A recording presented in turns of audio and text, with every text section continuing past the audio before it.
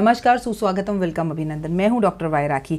आप लोगों का स्वागत अभिनंदन करती हूं। ईश्वर करे आपके घर में धन वर्षा हो, लेकिन उससे भी ज़्यादा एकता हो, प्यार हो, परिवार साथ में हो।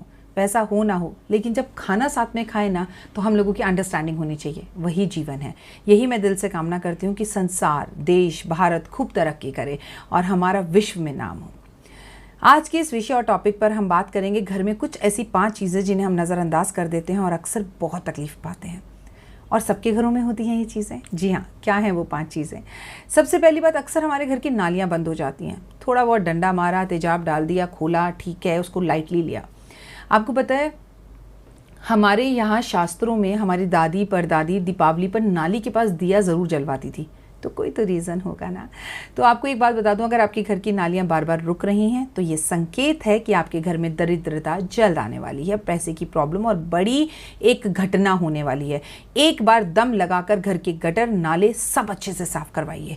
मैं तो कहती हूँ साल में एक बार ये काम ज़रूर करवा लेना चाहिए, लेकिन घर की नालियाँ रुकनी नहीं चाहिए और उनमें से बदबू तो बिल्कुल नहीं आनी चाहिए। उसके बाद ज़िंदगी में देखिएगा कि कितना बदलाव होगा। ये था पहला उपाय। दूसरा उपाय, अगर घर के अंदर है बंद घड़ियाँ, तो आपकी किस्मत रुक सकती है, चाहे वो ड्रॉ में पड़ी हो और चाहे वो दीवार में पड़ी हो। वैसे तो अब घड़ियाँ किसी के पास है नहीं, क्योंकि मोबाइल ने ही वो सब चीज़ें ले ली हैं। मोबाइल ने हमसे हमारा लैपटॉप दूर कर दिया है, मोबाइल ने हमसे हमारा कैलकुलेटर दूर कर दिया है, घड़ी दूर कर दी है, और सबसे मेन बात, हमें अपनों से दूर कर दिया है। मोबाइल अच्छा भी है, लेकिन अगर लिमिट में इस्तेमाल किया जाए। तो आपके घर में अगर बंद घड़ियाँ हैं तो इन्हें तुरंत सही करवाइए, और याद रखिए, हाथ में घड़ी पहनना शुरू कर दीजिए। ज़िंदगी में बदलाव महसूस करने लगेंगे। ये बात मैं खासकर पुरुषों से कह रही हूँ।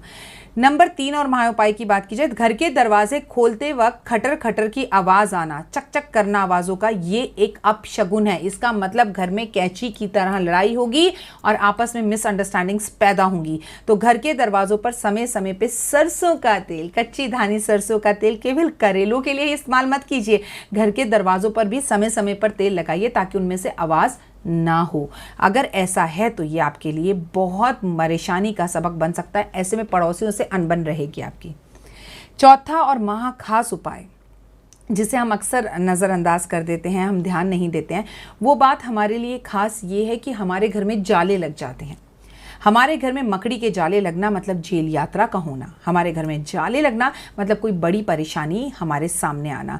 घर की सफाई करना ज़रूरी है, लेकिन केवल दिवाली पर ही नहीं, महीने में एक बार। कहते हैं सफाई करने का सबसे अच्छा समय होता है अमावस का टाइम। अमावस वाले दिन अपने घर की सफाई कर कर सारा कबाड़ घर से बाहर निकालना चाहिए और उसे बेचना चाहिए। फ्री में किसी को नहीं देना चाहिए, उससे घर का राशन लेके आना चाहिए, इससे तरक्की होती है।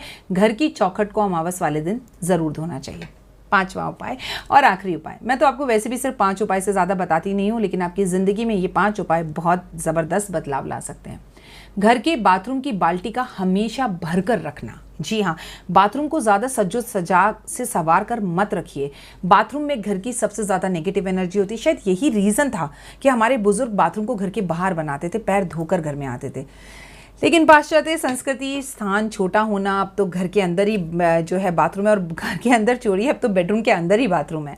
सो ऐसे में बाल्टी को हमेशा भरकर रखिए, तो घर में धन जुड़ना शुरू होगा। आपको पता है, हमारे यहाँ पर कुआं होता था तो पानी का स्रोत हमेशा भरा रहता था।